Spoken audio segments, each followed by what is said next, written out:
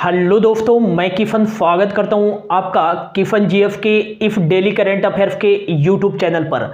आज हम पढ़ने वाले हैं 9 जून 2022 का इंपॉर्टेंट करंट अफेयर्स।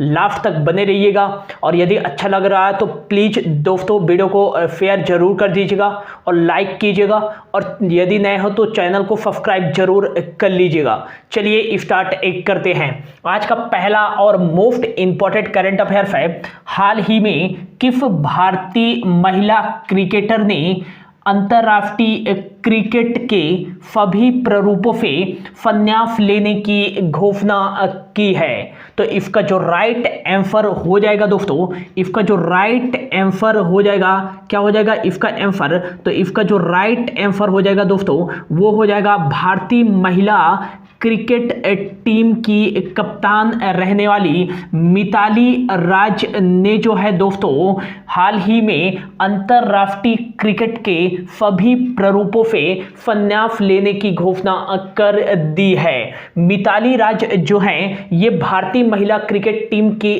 कप्तान भी रह चुकी हैं, जिन्होंने हाल ही में क्रिकेट जो अंतर्राष्ट्रीय क्रिकेट है उसके सभी प्रारूपों से, चाहे वो टेस्ट फॉर्म में हो, चाहे ओडीआई फॉर्म हो, चाहे टी20 फॉर्म हो, सभी प्रारूपों से जो है अंतर्राष्ट्रीय लेवल पर खेले जाते हैं क्रिकेट, उनसे सभी से जो है संन्यास लेने की घोषणा मिताली राज ने कर दी है। अब मिताली राज ने जो है संन्यास की घोषणा की है तो इनके बारे में जान लेते हैं। तो इनका जो है पूरा नाम क्या है? तो इनका जो पूरा नाम है, मिताली राज जी का जो है पूरा नाम क्या है दोस्तों? तो याद रखिएगा कि मिताली दुरई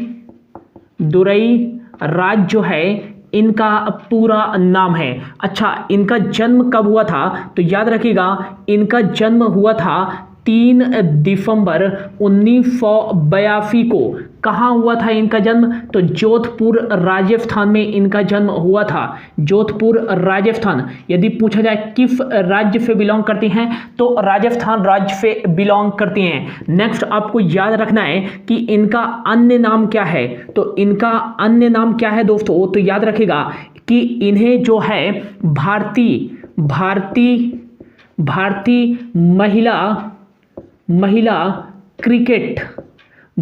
महिला क्रिकेट का लेडी तेंदुलकर कहा जाता है, लेडी तेंदुलकर कहा जाता है। यह भी आपको याद रखना है। यदि पूछा जाए कि भारतीय महिला क्रिकेट का लेडी तेंदुलकर किसे कहा जाता है तो ये मिताली राज जी को कहा जाता है। मोस्ट इंपॉर्टेंट है, ये याद रखिएगा। अगला आपको याद रखना है कि इन्होंने जो है पहला अपना जो है पहला ओडीआई मैच में डेब्यू कब किया था इन्होंने? तो याद रखिएगा कि पहला ओडीआई मैच इन्होंने 1999 में खेला था। किसके खिलाफ? तो आयरलैंड की टीम के खिलाफ खेला था। अगला यदि पूछा जा सकता है क्वेश्चन में दोस्तों कि मिताली राज जिन्होंने हाल ही में संन्यास की घोषणा की है, इन्होंने अपना पहला ओडीआई मैच किस टीम के खिलाफ खेला था? आयरलैंड के खिलाफ। कब खेला था? 1999 में। और पहला जो है इन्होंने अपना पहला टी20 मैच कब खेला था? तो पहला टी20 मैच इन्होंने 2006 में किसके खिलाफ खेला था? तो इंग्लैंड की टीम के खिलाफ खेला था। और यदि पूछा जाए कि इन्होंने अपना पहला टेस्ट मैच कब खेला था, तो पहला जो है टेस्ट डेब्यू इन्होंने किया था 2002 में। किसके खिलाफ? तो इंग्लैंड के खिलाफ ही किया था। तो यदि पूछा जाए कि इन्होंने पहला ओडीआई मैच किसके खिलाफ खेला था? आयरलैंड के खिलाफ। पहला टी20 मैच 2006 में इंग्लैंड के खिलाफ। पहला टेस्ट मैच 2002 में इंग्लैंड के खिलाफ इन्होंने खेला था। नेक्स्ट याद रखिएगा कि अंतर्राष्ट्रीय क्रिकेट में सर्वाधिक रन बनाने वाली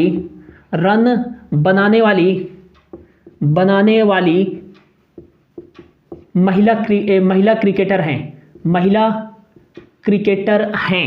नेक्स्ट याद रखिएगा कि हाल ही में जो है सबसे सर्वाधिक रन बनाने वाली जो है अंतर्राष्ट्रीय स्तर पर पहली महिला क्रिकेटर कौन है? तो ये मिताली राज ही है। मोस्ट इंपॉर्टेंट है, याद रखिएगा। और याद रखिएगा कि ओडीआई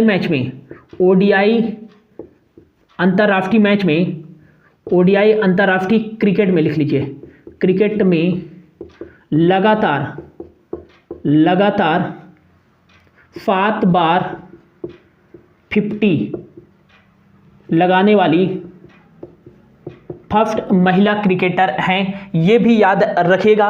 और नेक्स्ट आपको क्या क्या याद रखना है, और याद रखिएगा कि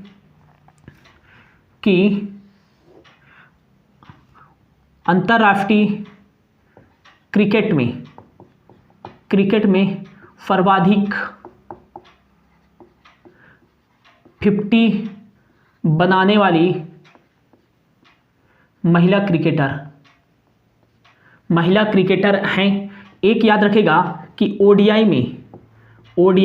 में 7000 रन एवं 6000 रन का आंकड़ा पार करने वाली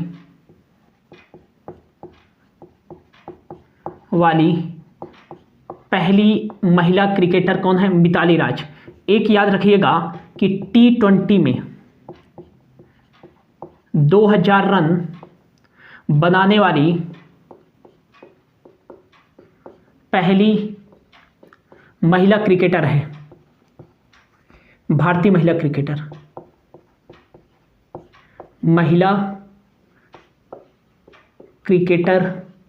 हैं, ठीक है ना। एक याद रखिएगा कि टेस्ट क्रिकेट में दोहरा शतक लगाने वाली पहली महिला है, क्रिकेटर हैं, ये याद रखिएगा। और एक याद रखिएगा कि इन्हें 2003 में अर्जुन पुरस्कार, और एक याद रखिएगा 2015 में भारत का जो चौथा सर्वोच्च नागरिक सम्मान है पद्मश्री पुरस्कार। और एक याद रखिएगा कि 2021 में भारत का जो सर्वोच्च खेल रत्न पुरस्कार है, खेल रत्न पुरस्कार ध्यानचंद पुरस्कार से सम्मानित किया जा चुका है। इतना याद रखिएगा मिताली राज से। और एक याद रखिएगा कि इनमें से यदि पूछा जाए, क्वेश्चन में पूछा जाए कि इनमें से कौन सी जो है भारतीय महिला क्रिकेटर भारतनाट्यम शास्त्रीय नृत्य की जो है डांसर हैं, तो याद रखिएगा ये मिताली राज ही हैं। भारतनाट्यम शास्त्रीय नृत्य की कह सकते हैं डांसर हैं कौन? मिताली राज। मोस्ट इंपॉर्टेंट है, ये भी आपको याद रखना है। और एक याद रखिएगा कि 200 ओडीआई मैच खेलने वाली पहली महिला क्रिकेटर है। तो फिर से रिवाइज करा देता हूं दोस्तों, मोस्ट इंपॉर्टेंट है ये क्वेश्चन। आज का जो मोस्ट इंपॉर्टेंट है क्वेश्चन कि हाल ही में किस भारतीय महिला क्रिकेटर ने अंतरराष्ट्रीय क्रिकेट के सभी प्रारूपों से संन्यास लेने की घोषणा की है? इसका राइट आंसर हो जाएगा मिताली राज। और मिताली राज जी का पूरा नाम है मिताली दुरई राज। इनका जन्म 3 दिसंबर 1982 को जोधपुर राजस्थान में हुआ था। और इनको जो है भारतीय महिला क्रिकेट का लेडी तेंदुलकर कहा जाता है, मोस्ट इंपॉर्टेंट। और पहला ओडीआई मैच इन्होंने 1999 में आयरलैंड के खिलाफ, पहला T20 मैच 2006 में इंग्लैंड के खिलाफ, और पहला टेस्ट मैच 2002 में इंग्लैंड के खिलाफ इन्होंने खेला था। अंतरराष्ट्रीय क्रिकेट में सर्वाधिक रन बनाने वाली पहली महिला क्रिकेटर कौन है? तो मिताली राज हैं। ओडीआई अंतरराष्ट्रीय क्रिकेट में लगातार 7 बार जो है 50 लगाने वाली पहली महिला क्रिकेटर मिताली राज। अंतरराष्ट्रीय क्रिकेट में सर्वाधिक जो है 50 लगाने वाली महिला खिलाड़ी हैं। ओडीआई में 7000 रन एवं 6000 रन का आंकड़ा पार करने वाली पहली महिला क्रिकेटर मिताली राज हैं। T20 में 2000 रन बनाने वाली पहली भारतीय महिला क्रिकेटर हैं मिताली राज। टेस्ट क्रिकेट में दोहरा शतक लगाने वाली पहली महिला क्रिकेटर हैं मिताली राज। 2003 में इन्हें अर्जुन पुरस्कार, 2015 में पद्मश्री पुरस्कार, 2021 में जो है भारत का सर्वोच्च खेल पुरस्कार ध्यानचंद पुरस्कार से सम्मानित किया गया था। यह भारतनाट्यम की जो है डांसर है, शास्त्रीय नृत्य की कह सकते हैं। और 200 जो है ओडीआई मैच खेलने वाली पहली भारतीय महिला या अंतरराष्ट्रीय स्तर पर क्रिकेटर कौन है महिला में? मिताली राज हैं। मोस्ट इंपॉर्टेंट है, इतना याद रखिएगा। बढ़ते हैं अगले अगले क्वेश्चन की ओर। सॉरी दोस्तों, लाइट ऑफ हो जाने के कारण मैं ऑडियो पे ही बता सकता हूँ करंट अफेयर, है ना। तो दूसरा हमारा जो आज का करंट अफेयर्स है वो है हाल ही में जो है विश्व महासागर दिवस वर्ल्ड ओशियन डे कब मनाया गया है। तो इसका जो राइट आंसर हो जाएगा दोस्तों, हाल ही में जो है वर्ल्ड ओशियन डे विश्व महासागर दिवस 8 जून को मनाया गया है। इसका जो मुख्य उद्देश्य है यह दिवस मनाए जाने का, वो मुख्य उद्देश्य है कि समुद्र में जो है मानव कार्यों के प्रभावों के बारे में जागरूकता बढ़ाने के लिए हर वर्ष जो है 8 जून को मनाया जाता है विश्व महासागर दिवस। नेक्स्ट आपको याद रखना है कि विश्व महासागर दिवस पहली बार कब मनाया गया था। तो ये 8 जून 1992 को पहली बार जो है विश्व महासागर दिवस मनाया गया था। नेक्स्ट आपको याद रखना है कि विश्व महासागर दिवस वर्ल्ड ओशियन डे 2022 की थीम क्या थी। तो revitalization collective action for the ocean, इसकी जो थी 2022 में विश्व महासागर दिवस की थीम थी। अब यह जो है जून माह का मोस्ट इंपॉर्टेंट डेज है। तो अब तक जून माह 2022 में जो भी इंपॉर्टेंट डेज बनाए गए हैं उनके बारे में देख लेते हैं। तो 1 जून को बनाया गया है कौन सा दिवस, तो ग्लोबल डे ऑफ पेरेंट्स दिवस बनाया गया है। और इसकी थीम क्या थी, तो appreciate all parents through out the world, इसकी थीम थी। 1 जून को ही मनाया गया है विश्व दुग्ध दिवस, और 2 जून को बनाया गया है तेलंगाना राज्य का स्थापना दिवस। 3 जून 2022 को बनाया गया है विश्व साइकिल दिवस, और 5 जून को बनाया गया है world environment day. Most important कि यदि पूछा जाए विश्व पर्यावरण दिवस कब मनाया गया है, तो 5 जून को मनाया गया है। इसकी थीम क्या थी, तो ओनली ऑन अर्थ इसकी थीम थी। अगला जो है आपको याद रखना है 6 जून को बनाया गया है विश्व कीट दिवस, और 6 जून को ही बनाया गया है संयुक्त राष्ट्र का जो है रूसी भाषा दिवस। 7 जून को बनाया गया विश्व खाद्य सुरक्षा दिवस, world food safety day most important है, 7 जून को बनाया गया है। इसकी थीम क्या थी 2022 में, तो सेफर फूड बेटर हेल्थ इसकी थीम थी वर्ल्ड फूड सेफ्टी डे 2022 की, जो कि 7 जून को बनाया गया है। यदि पूछा जाए कि वर्ल्ड फूड डे कब बनाया गया जाता है, तो ये 16 अक्टूबर को बनाया जाता है। और यदि ये पूछा जाए नेशनल फूड डे कब बनाया जाता है, तो ये 24 अक्टूबर को बनाया जाता है। तो इसमें आपको कंफ्यूज नहीं होना है। नेक्स्ट आपको याद रखना है कि 8 जून को बनाया गया है विश्व महासागर दिवस, और 8 जून को ही बनाया जाता है विश्व ब्रेन ट्यूमर दिवस। इतना आपको याद रखना है। अगला हमारा जो क्वेश्चन है करंट अफेयर्स का तीसरा, कि हाल ही में किस राज्य के मुख्यमंत्री ने जो है बीच विजिल ऐप लॉन्च किया है। तो याद रखिएगा गोवा के मुख्यमंत्री प्रमोद सावंत जी के द्वारा समुद्र तटों के अंतर्गत काम करने वाले, जो समुद्र तट में जो है काम करने वाले संस्थाएं, उनको लाभ पहुंचाने के लिए गोवा के मुख्यमंत्री प्रमोद सावंत जी ने जो है बीच विजिल ऐप लॉन्च किया है।